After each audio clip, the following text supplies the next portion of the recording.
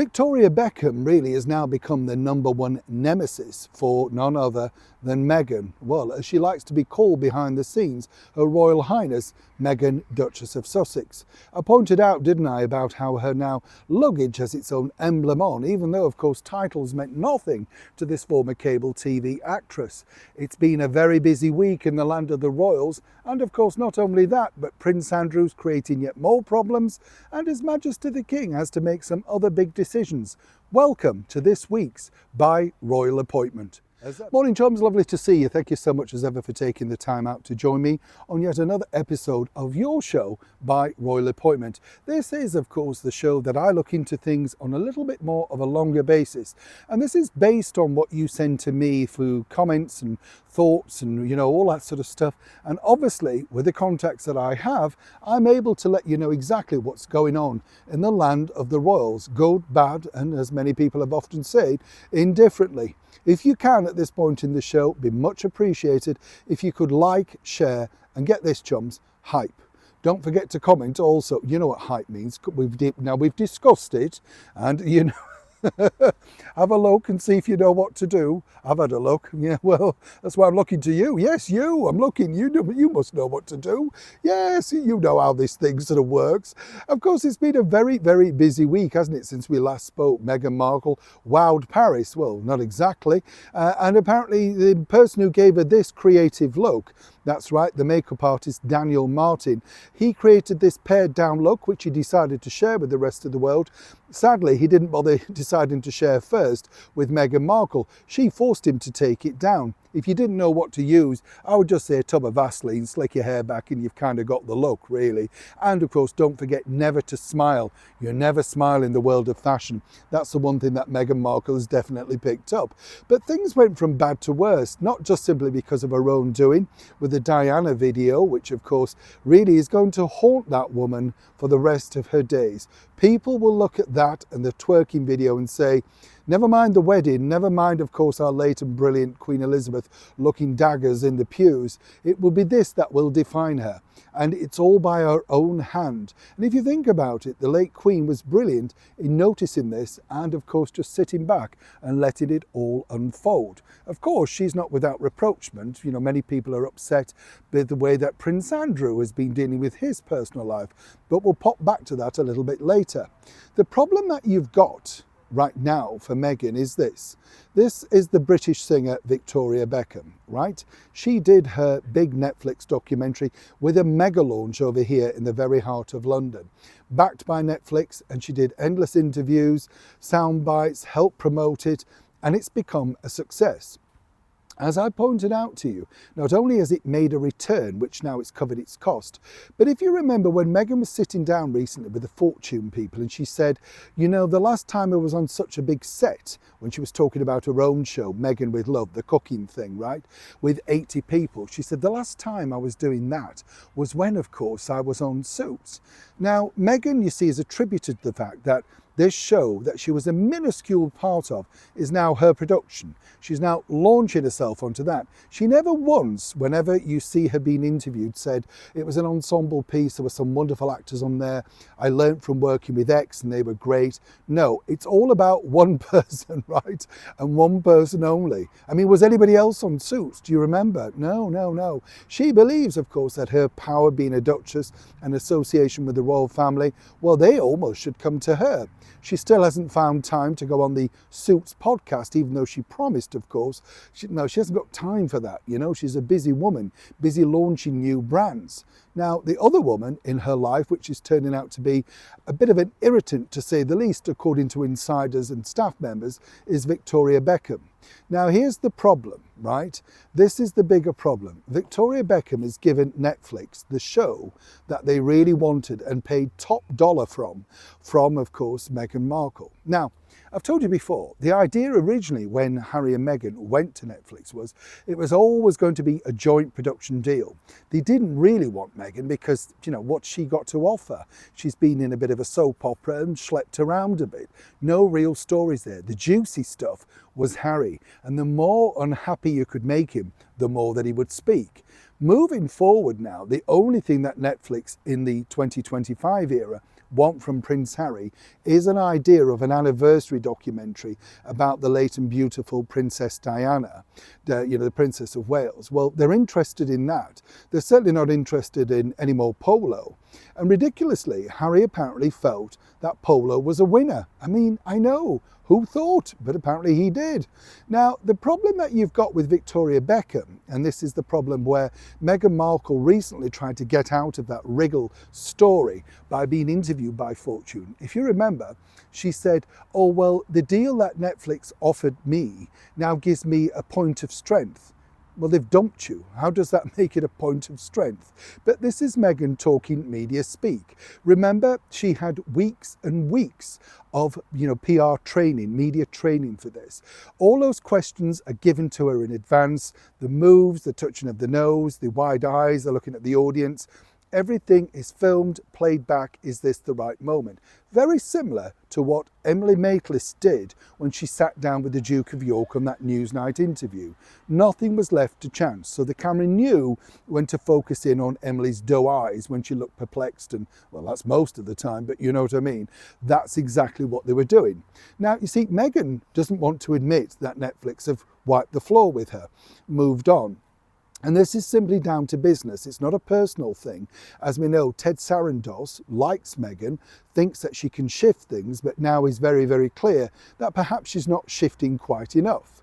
You see, what was interesting about, Victoria Beckham's launch was this. At the end of the launch, a lot of people were given, well, everybody was given a gift. And this was Victoria's perfume, right? So you left that screening after a wonderful evening of champagne, cocktails, mingling with them. And, it was just a wonderful, enjoyable evening. Meghan never wanted to do her own premiere. She believed that she didn't need to do it. She was, of course, Meghan, Duchess of Sussex.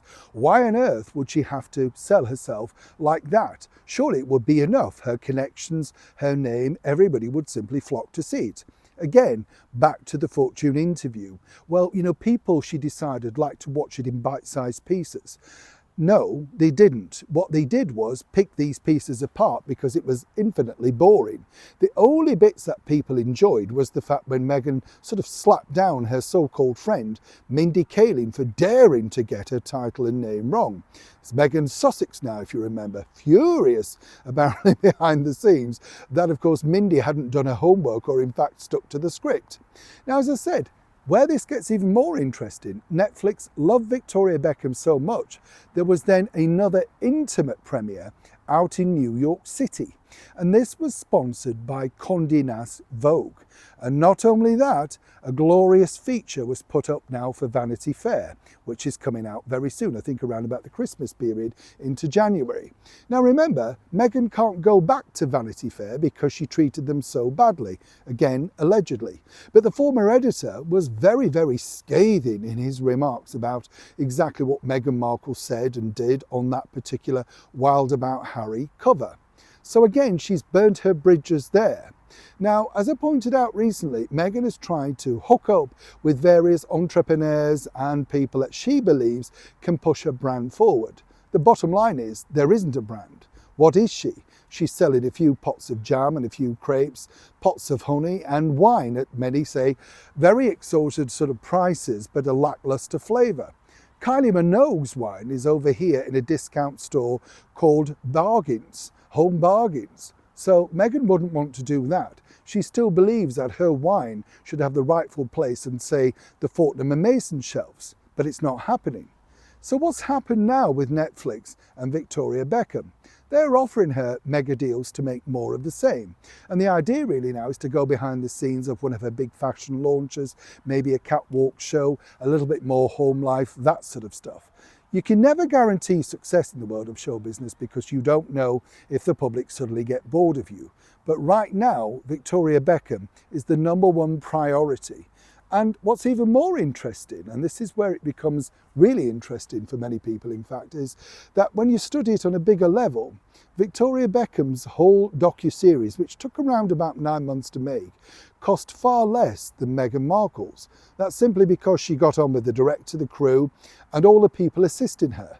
Remember, Victoria Beckham has been famous now for around about 30 years since hitting it big with the Spice Girls. Meghan Markle's taste of fame really only came through the minuscule minutes over on the soap opera Suits. Her real fame came when she married into the royal family. And apparently, according to her, that would be enough to ensue her TV shows were a success. She virtually admitted that they're not a success in that Fortune interview. But again, it wasn't down to her. It was the advice that she took from other people. And now she's finding new ways, in the maybe smaller bite-sized ways, to connect to her audience, which apparently has got a groundswell. The thing is, nobody can find that groundswell. Now here is the next problem, because in a week where Meghan Markle has celebrated her independence, her power, her seat at the table, well, things are taking a turn for the worst, and it's about time in many people's eyes. Because as you can imagine, Meghan Markle has become a thorn in the side of the British monarchy. The Queen spotted it, as we all saw on that wedding day, very quickly with a side-eyed view. But the bigger issue really is what to do about them as a couple. Many people cite Meghan Markle as the problem, the one that does all the things. And in reality, you could say, yes, she is. But of course, there's two of them in this marriage. And Harry, do not forget, famously filmed the Freedom Flight video and said, from the luxury of the Windsor suite at Heathrow, I'm on the Freedom Flight, I'm now about to escape, this is my life, I'm going to do, etc. You get the picture. While Harry played the numpty, Meghan Markle has realised very dramatically that things are really falling through her fingers. At that vegan-inspired, empowered lunch, dinner, whatever you want to call it, with her new bestie, Emma Gurdy, well, the things really just are farcical. Meghan, her whole contribution to that as a failing entrepreneur was to bring the wine. It's a bit like inviting your friend who has a pub and saying, will you bring the snacks and the beer for free, and we'll invite you. It's that level of where she's now at. The bombshell really comes from this particular situation, and that is the full titles now stripped from the former royal known as the Duke of York, Prince Andrew. Why is that a problem? It's a huge problem. It's a mega problem. Simply because, moving forward, where does this now leave the minor senior royals, as it were? And people like Harry and Meghan are that problem. Now, what's frightened Prince Harry in particular, I can tell you from an excellent source out in Montecito, was the speed and the delivery of this. Both of them, the Duke and Duchess of York, have their titles now removed. And now Sarah Ferguson is simply going to be known as Sarah Ferguson. As I told you in a very brief report, the situation now really is what to do with the Yorks next. It's not going to be easy because I believe, from sort of speaking to people who know the former royal well, I don't believe he's going to be doing a bold call telling his version of events. The best thing he could now do would be to knuckle down and keep out of the limelight. There are suggestions that they could become the new Duke and Duchess of Windsor, right? So consequently, when you think about it, that probably would be the best option. Move away, keep your head down, and hopefully, people will forget in the fullness of time and you can live out your life in semi-luxury. I wouldn't be too worried about the Yorks. They're very independently well off. Our late wonderful monarch, Queen Elizabeth, very much saw to that Andrew would be looked after. It's just a shame in a sense because they're a couple who had it all and literally blew it all away. Will the same now be said for the Duke and Duchess of Sussex? Now, what people don't realise, and I can share this with you behind the scenes, is the fact that the instrumental person for the removal of that title was none other than His Royal Highness, the Prince of Wales, Prince William. 100%. You see, he realises, and this is the situation we're in, and this is where Harry and Meghan must be very, very nervous, because the situation that you're truly in is that William is looking at his stage of the monarchy, and no doubt his eldest son, Prince George. And what you've got to do is clean up the monarchy. Effectively, it's a mess. It happens every 60, 100 years, right? There's always the bad apple, as we saw with the Duke and Duchess of Windsor. And now what you're trying to do is change this dramatically and clean it up. William basically does not want Andrew anywhere near him on the Great Windsor estate. William has now moved in there. This is going to be their home. I believe this is going to be the power base of the monarchy. Remember, this is where Harry and Meghan wanted to live. They fancied that similar house, and Harry and Meghan felt they could pop back and forth, utilise Windsor with all the glory of the privacy of the security, the gardens, and of course the growing up for his two children, and that would be the base of it, right? That was the deal. William, though, very much pushed His Majesty the King. Now, the reason why, and this is where it's important, this bit, right? This is really instrumental in this. You know, William has the power because Charles knows himself, not a young man, and his tenure on the throne is not ever going to be any length of time. He's going to emulate almost, King Edward, because simply just it's life, it's facts, isn't it? You know, we'd hope he'd be around for a long time, but of course, who knows? That's time. William wants things clean and cut. Now, the next stage of this, and this is the bit that really I found fascinating, and it must really frighten Prince Harry. Not so much Meghan Markle. She claims she doesn't care and doesn't need the Royal Association. How dumb is she, right? But she believes that ultimately people already know her for the Royal Association, so why would she need the next stage? You get the picture. But you see, what really hit Harry was not really the removal of the Duke of York's title, but in fact the removal of Sarah Ferguson's. You see, Harry'd never really contemplated this. Now, if he's carrying that, sort of mantle on his own this time around as simply just Prince Harry, nothing else, then there is a problem, a big problem for Harry. And of course, Meghan Markle is always simply going to be known as Meghan Markle. Hence the reason Harry decided to do this. As I told you recently, Prince Harry desperately trying to make contact with the British Home Office, trying to cement basically the security. And the idea really that Harry wanted to connect back with his father is almost proving out very much farcical, because obviously, King Charles didn't want to get into the conversation regarding what was happening with his younger brother, the former royal known as the Duke of York. Harry knows just how fragile this whole situation is. And the other side of the coin, what a lot of people don't realise, is that Prince William really takes no prisoners. He's an affable character, he's very easy to get on with, a lot of fun, very charming, but also has a very strong, steely determination. And that really must come from his late mother, Diana, the Princess of Wales. He knows what he wants, goes for it, and very much puts it in order. And that's really how Catherine and him are a winning combination. Silently but deftly, and very quietly, some people might say, behind the scenes, they just go about the business of dealing what needs to be dealt with, whether that be the schooling of the children, or indeed how many public appearances they're going to make, the charities that they're going to associate themselves with. Prince William has no time, zero time for Meghan Markle. He's given her umpteen opportunities to be polite, to be kind, but really the big turning point for him, and this is from an excellent source, and one really that they can never truly recover from as a family, is the way that he felt she treated the woman who treated her with such ultimate respect, Queen Elizabeth. Prince William absolutely adored the late Queen. They got on incredibly well. And I think you can sense that from the man that he's become, Also, William gets on very well with King Charles, naturally father and son. They're bound to. But like all fathers and sons, they have their moments of indifference. Harry was always the difficult sort of pot in the mix, really always seen as a little bit troublesome. But William was ready to shoulder all of that until the arrival of Meghan Markle. So where does this now leave the duo back in Montecito?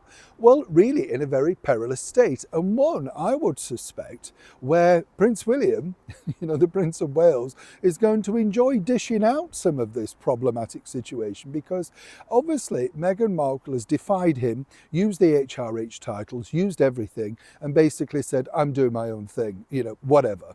I'm going to carry on doing what I want to do. And that's really, obviously, again, his prerogative. You get the situation. She can do that. But ultimately, she's seen as a micro-celebrity.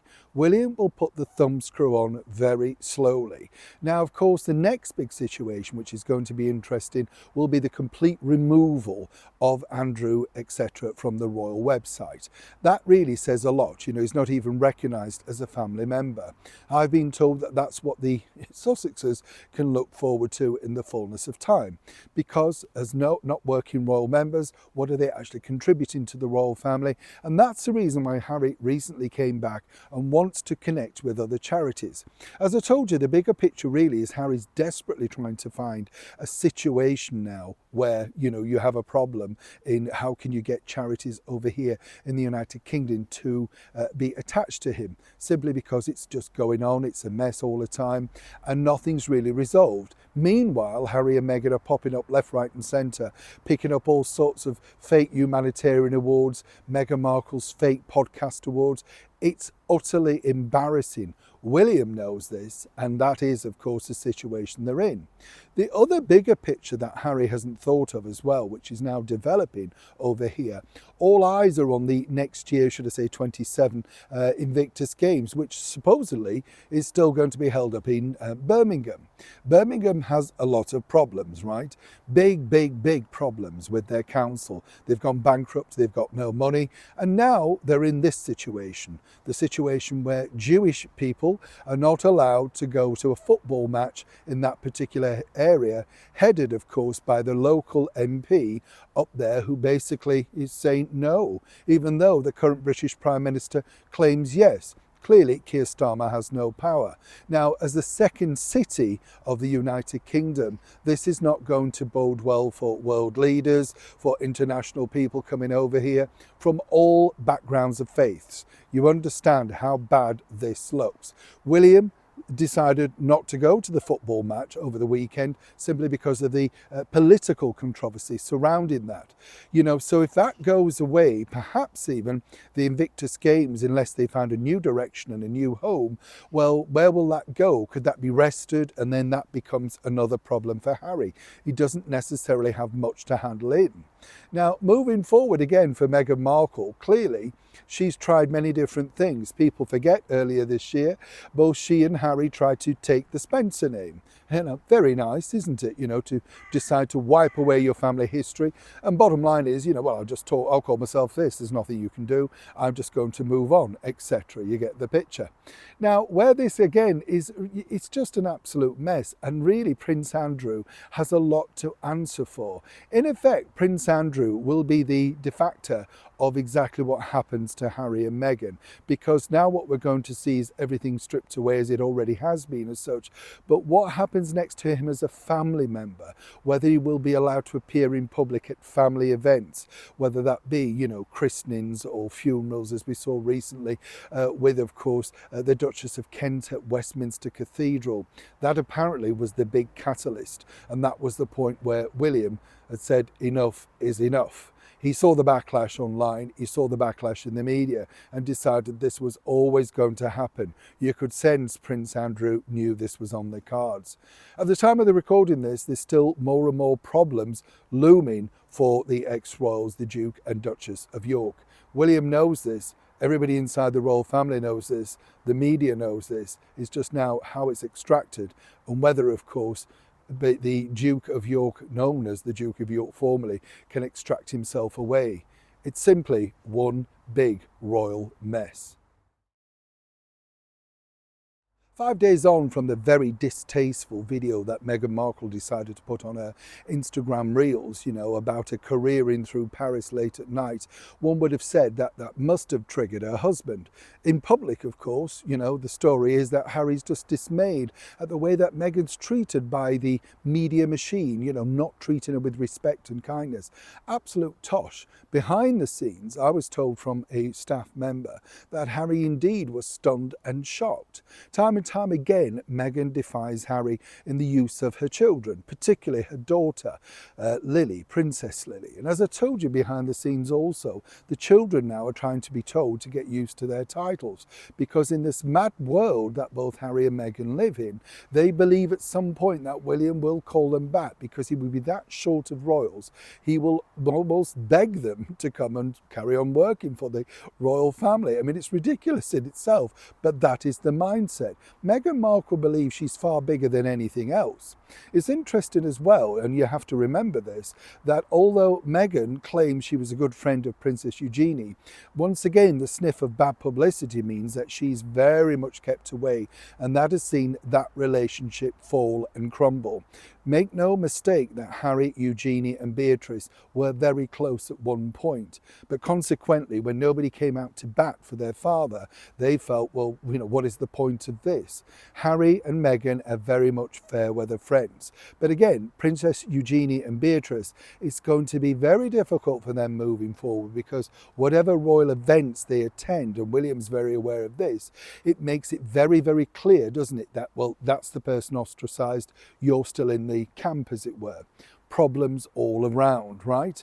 Now, again, the relationship with Harry and Meghan, an absolute mess at this particular stage. Meghan Markle's gone on a media blitz to try and ensure that she's still relevant in the public eye. And this is, of course, with Netflix dumping her Christmas show next month in November. If they really had some credence to it, and they really felt that this was going to be a hitter and everything was going to work, they would stick with it and roll with it in December. But of course, lots of the product is not ready. It's amazing also, isn't it, to think about this, chums, that she was able to take and garner all of that wine for the dinner, the vegan dinner with all the leading ladies at the table, the seat at the table dinner, but consequently problematic when you'd ordered the gear yourself, and, you know, problems with orders, refunds, all that sort of stuff. An absolute shambles behind the scenes. Netflix have now wiped their hands of her. You know, there is nothing. Whatever Meghan says sitting down with the Fortune magazine of, oh, people, you know, we've got the best deal and we're definitely going to do this. Victoria Beckham has shown Netflix that there is another way. And consequently, this would, you know, in some people's eyes might say the, how can we put it, the judgment of Ted Sarandos will now be under the microscope, because Victoria has turned that around, made a lot of money. Whereas Meghan Markle allegedly still believes that, well, Netflix see her as the #1 star. Harry knows this isn't the case. This is causing a lot of friction and fraction in the marriage. Harry believes that if they, you know, sort of ate a lot of humble pie, maybe did some apology, connected back to King Charles, they could have that half in, half out that he wanted. Having her life over in America doing what she'd like to do, but on a lower level, and consequently he back in and around the royal family. It's not happening. William's decided that. He's already decided their fate. They simply don't know it yet. Now, the problem, as I say, for both, you know, Meghan and Harry is they're on the mega decline. And let's be honest, we like to watch celebrities on the decline. That's the thing. You look at somebody like J-Lo, once one of the biggest and most beautiful stars in the world. Every movie she now puts out, every project is a dud. And it's all mainly brought around by herself. The ill choices, the playing out of her personal relationships on camera, the interviews, the fact that she allows herself to be microscope exposed, which is really what's happening to Harry and Meghan. Behind the scenes, the biggest problem that they have as a couple, and this is the big issue, is that Harry still believes that his children should not be in the public spotlight. Meghan very much would just use the children in any sphere to make sure she got the clicks and likes. I told you in a previous video, Netflix were very keen for Meghan to go down the loving animal route. She didn't like that, because the animals will get more attention than Meghan Markle. But for now, as Harry and Meghan look forward to the next stage of their lives, William has already decided their fate. And rest assured, chumps, they will be removed from the royal website. The titles will be gone. It's simply now a matter of time. Everybody in that circle knows about this, apart from one person, because she believes she doesn't need it. You know who that is, don't you? Of course you do. Neil Sean, Kensington, London.